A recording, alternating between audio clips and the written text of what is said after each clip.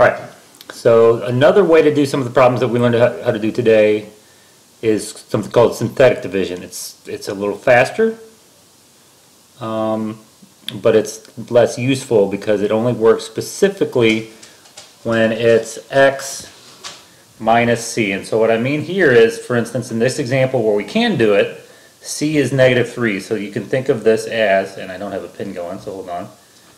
You can think of this as x minus -3. Okay, so c would be -3 in this first example. Now I'm not going to write it like that. Well, I'll leave that up here for a second. So here's what you do. You make a little, and this is just a way of organizing your work. That's all this is. It's a trick that basically gives you the right answer every time. So I make a little box. I put this number right here goes there. So the -3. So notice it's the opposite of the number you see right here. It's always the opposite. So like for instance, this is a little different, maybe a little confusing, so I'll address that in a second. Here you would put a -2. It's always the opposite of what you see. Notice, by the way, this is the example that we did in the most recent video. So then what you write on the inside is you write 3, 4, and 2. Okay? If there are missing terms, like for instance in this next example, you got to include a 0 in there, and we'll cross that bridge when we get to it. Alright, so here's the process that you do, and you might have to watch this a couple times. It works out the same. You take the first number and drop it down. Okay? So sometimes I'll draw a little line here. Okay? So you take the first number and drop it down. Okay, and then you do, and this is one of those things, I'll talk about a little bit more in class why it works, but just trust me for the video so you get the process down. I just want people to do problems, alright, after watching this video. So what you do is, let me reiterate, so this is really, x plus 3 is really x minus -3. So I take the -3 and put it right here. And I take all the coefficients on the top, 3, 4, and 2, and put them up under this little, this little box here, this little, whatever, under the line here. Okay? Drop down the first number, do 3 times -3 is -9, and it goes right there. So we do the number you drop down times the number in front, and put it right there. Okay? Then we add. That's -5. Okay? So it's always adding. Okay? Drop down the first one. 3 times -3 is -9, goes there. Add.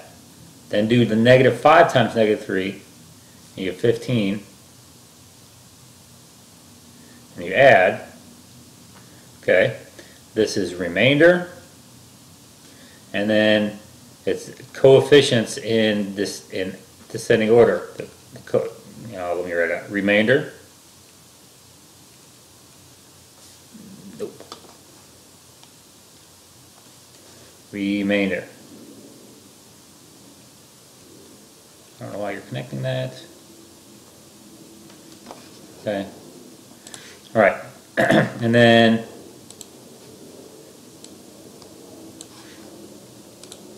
the rest of those things are the coefficients for the quotients. So the coefficients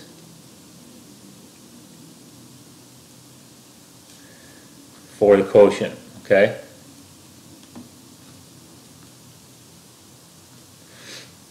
So what? Well, that means that this, let me scroll down a little bit. Move it down, down. So what that means is that this sucker equals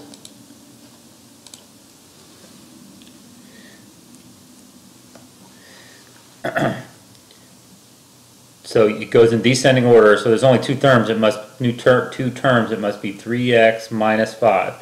So this is the linear. This is the constant, and then x. And then if there are three things, which will be the case in the next one, sometimes you'll even see a separation there.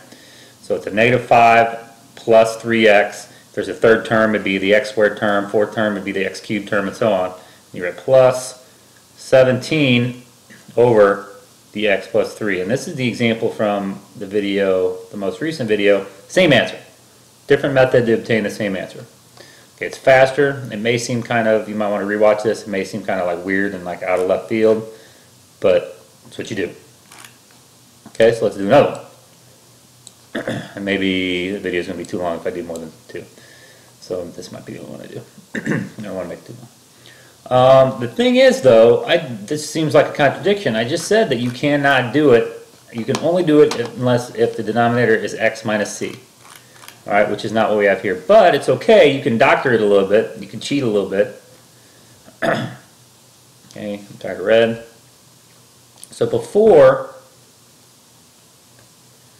you start doing anything, and this is actually kind of bad, but oh well, you can. It's kind of bad because it's the same darn number again, and that's kind of weird. I didn't really plan ahead, or I didn't really think about that. You'll see what I mean in a second. So let me do 4x cubed plus 10x squared. Let me remind you that there's a 0x in there that one would generally not write, but I'm writing it for a reason. Okay, and this 1/2, and it's x plus 3. So you can factor out a 2 here. Yeah, so it's 2 times x plus 3, and then when you factor out a 2, that's how it works out, is that you can write it as a separate fraction. So if we do this problem, remember that we multiply everything by 1/2. Okay? So we do that problem, and it is, well, how do you do that problem? Kind of unfortunate, really dumb luck. C is -3 again, which is one heck of a coincidence. Okay, it's always the opposite of the number you see here. Okay? And that's 4, 10, 0, negative 12. Okay, so you drop down the 4. 4 times -3 is -12. Add, you get -2. Multiply, you get 6. Add. Okay, 6 times -3 is -18. These numbers are the same as we did it, it's the same example I did in class today. These numbers should actually look familiar if you look at your notes. Alright? So let me go through the whole process again. Drop down the 4. 4 times -3 is -12. Add. Get 10 plus -12 is -2. Multiply. -2, -3 makes 6. Add. 6 times -3 makes 18. Add. -30. Okay, and so remember how this works. This is, let me cut her off here. Remainder, 6 minus 2x, 4x squared. So it's, whoa, wait a second. I gotta put the 1/2 in front.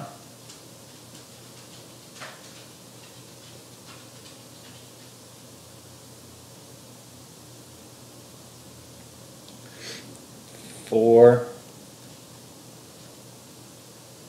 x squared minus 2x plus 6 minus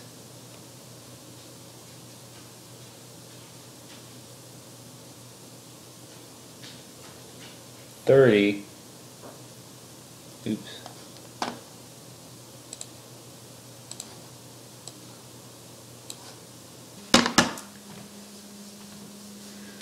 Alright, so I kind of got distracted there for a second. Sorry. So you plus or minus 30 over the divisor that we use is x plus 3. Okay, and then you have to distribute that 1/2, and so it becomes 2x squared minus x plus 3 minus 30, and so to make it the same as what we started with, you do the 1/2 is multiplied by this.